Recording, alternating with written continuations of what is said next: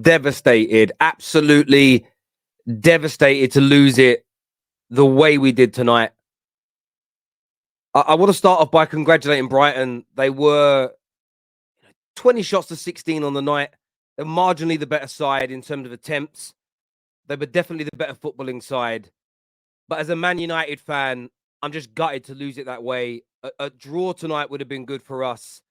And it just stupidity from Luke Shaw, who up until that point had a tremendous game, an absolute tremendous game playing at centre back again.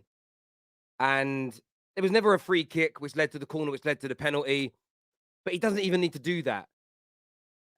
Every now and then, football players make these mistakes. And I cannot fathom for the life of me why they do it. There is a bitterness in me. There's a bitterness in me because there's been a number of handballs in recent weeks that my club hasn't got. That doesn't mean this shouldn't have been given. I'm not a hypocrite. This was a penalty, 110%. But there's a bitterness because of handballs my team haven't got in recent weeks. So I'm frustrated. I'm angry at Luke Shaw after a brilliant performance of throwing away that very important point. I'm angry again at Man United's second half performances because, again, in the first half, we were the better side. Rashford, great shot from his left foot, well saved by Steele. Martial, a very good attempt, well saved by Steele. You had Anthony with 2 chances. We were creating opportunities. We were holding our own. They had more of the ball, but the majority of their possession was in their own half. It wasn't really hurting us. We were playing well. Second half, stereotypical of these players. These players stopped playing. There is no doubt in my mind that this is the players becoming unnerved away from home against some of the better footballing sides. This is the team almost becoming a bit complacent, maybe. It's either losing their bottle or becoming complacent. You can see the manager on the touchline screaming at them to press harder, screaming at them to stop panicking and hoofing the ball into the wrong areas. Have some composure. And Man United lacked that. And a lot of that will be cleared out in the summer transfer market. You know, Fred had a good game in the first half, faded massively in the second. Martial, I love that kid, but the guy turns like Per Mertesacker now. He's got no his athleticism has left him. There's even a few times in the game where he goes to control the ball, but he can't get his leg high enough, quick enough to do it. His body looks shot after all those injuries. Still playing out from the back causes us some problems. You saw the way Brighton played out from the back tonight, professional with ease, even in tight spots. Our back line, collectively, all of them out there tonight, Luke Shaw's probably the best technically. And even he is still lower down the pecking order in terms of overall technical ability in the Premier League for defenders. We just struggle to be able to build up pressure from the back because of that lack of technical ability. And I don't want to take anything away from Brighton. Obviously, I report on the top 6 teams, so this is a Man United match reaction, essentially. They deserve the win, I would say. I think we walked away with a draw, I was going to be very, very happy, based on the second half performance. First half, we were probably the better team. Second half, they were. But you get to that last 5-10 minutes, and we weren't trying to win. We were not trying to win. And that's my issue. These players went, right, they're sitting for the last 5-10 minutes, and we'll nick a draw. And I don't like that attitude from these players. And it's something that, look, Ten Hag is going to punish them for this because a lot of these players will be leaving over the next couple of transfer windows. He'll be looking for upgrades. But the lack of mentality at the end, for me, is, and it is a mentality thing because Luke Shaw handballing it is a mentality issue. It's a mentality issue. The likelihood of that header going in from the edge of the box is far less likely than a guaranteed penalty with VAR. It doesn't make sense, but that is what panic does to you. Why was he panicking? Because throughout that second half, we just kept on sitting back. We stopped on, we allowed the pressure to be created against us rather than punching back. And I'm so disappointed in these players tonight. I'm so frustrated in what they did towards the end because up until that moment, we'd had a really good game. This would have been the first match since February that Brighton hadn't scored in at home. Very good goal scoring record at home this year. Massively frustrating. And it opens up It opens up that top 4 race now. Yes, Man United are 4 points ahead of Liverpool, but lose to West Ham this weekend, and there's a Liverpool win. It's 1 point. Yes, with a game in hand, but games in hand are not guaranteed. Yes, I think the game in hand is against Chelsea, but that ain't the point. Man United now have more pressure on them on Sunday. And listen, that West Ham crowd are going to be rocking on Sunday because most West Ham fans are proper, like, royalists. Coronation weekend, they'll be lagged up all day. It's going to be a raucous atmosphere. They're also still in a relegation fight. Whether I know they've jumped up to 15th, but they're only 4 points away from the relegation. It's going to be a massively difficult game now for Man United on Sunday. If we got this point, the pressure would have been off slightly more. It's just disappointing for me. And as I say, look, I'll give massive credit to Brighton. It was 100% a penalty, but honestly, I'm in conflicted minds right now. It was a penalty; they deserved it. But the penalties we haven't got in recent weeks, especially the handballs against Southampton, I can't get them out of my head. And I thought there was some other weird refereeing decisions tonight as well, because a lot of Liverpool fans saying it's top 4 on. I've been telling you, it's been on for about 3 or 4 weeks, but you want to do that weird thing of playing it down and then pretend that you are massive underdogs. We said Liverpool from January would be in this top 4 race, and you are in this top 4 race, Liverpool. You've got a great chance of doing it.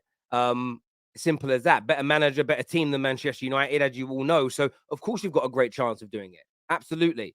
But for me, I look at it very much along the lines of, I am bitter because we didn't get those decisions go our way, but the ref made some other mistakes tonight. I actually think Matoma should have got a penalty in the first half. Very slight touch on him, not given. There was one on Rashford that was identical, very slight touch. And the reason I say there should be penalties is we've seen 3 penalties over Saturday, Sunday, and yesterday in the City game given for minimal touches. And do you see what I was saying yesterday, guys? If the ref gives them, they don't overturn them. But if the referee misses them, how is it not a clear and obvious error if he hasn't seen that minimal contact? If minimal contact is enough to get a penalty, it's farcical. And I think that's why some people will be angry with VAR tonight, because sometimes VAR gets involved and there are other times where it doesn't. We've seen a number of handballs in the last 3 months in the Premier League get ignored. And then you get one like tonight, which, by the way, is a pen, and they go to it. And I think that's where football fans get highly frustrated at the refereeing. That takes nothing away from Brighton, but, I've been calling out VAR and the referees for a number of weeks now for their inconsistencies, and that's got to remain. Terry, should Casemiro have been sent off? I would say you could argue he was lucky not to get sent off, but then so should Caicedo. Caicedo got booked for his foul on Bruno Fernandes, but should have been booked for a foul in the first half where he misses the ball and studs on the top of Rashford's foot. That's a booking. Billy Gilmore, a minute before Casemiro's proper second yellow, commits a yellow card offence and doesn't get booked. So he did deserve a second yellow, but the referee tonight on a couple of occasions didn't give yellows when he should have done. So again, more inconsistencies from the referees here. So I absolutely agree that if people say Casemiro should have got a red, but Caicedo should have got 2 bookings in this game as well. Billy Gilmore didn't get a yellow when he should have done, and these things happen. Even in the fracas that happened where Anthony's late tackle on McAllister, rightful yellow card, Dunk gets booked for kicking off, but then Estepinian gets involved and doesn't get booked. This is what I mean by the inconsistencies of referees. And sometimes I think everything's a tick box. And we gave them a penalty last week. We won't give them one this week. But we booked those 2. We don't need to book a third, do we? They don't follow the laws of the game. So, yeah, listen, I'll take it on the chin. Casemiro lucky to stay on. But then you have to have the same energy for everybody else. You see me having the same energy for everybody else. But will you? Is the big question. Are you man or woman enough to have the same energy? I doubt it, my little trolls. Terry is very Terry tonight. I'm being very fair. Praising Brighton. Got 100% penalty. More angry at my team. Calling out inconsistent refs that you've all called out in recent weeks. But we're not going to do the same tonight because it's Man United? Maybe. Maybe not. But there we go. Someone here says Casemiro 5 Champions Leagues. Ha, ha, ha. No, he does have 5 Champions Leagues. He's bad tackle tonight that got him a booking, doesn't take them away from him. Beyond top 4 talk. Gotta love the sport. Inject it. Listen, I wish it wasn't Man United playing tonight because I think it was a sensational game to watch. It actually was high quality football from both teams, not a poor quality game that was nearly 0-0. It was a high quality game. Both teams had great opportunities to score goals. You're absolutely right.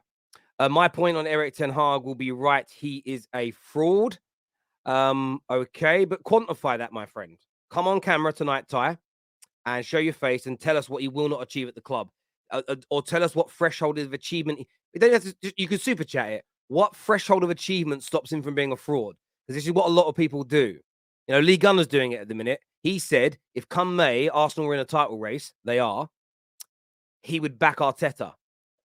Is he going to change his mind now? So for you, will you go on record tonight, Ty, and tell us what threshold of achievement the manager needs to achieve to not be a fraud? Then we can stop saying he's a fraud after every loss, and we can and what time scale, and then we can do it that way.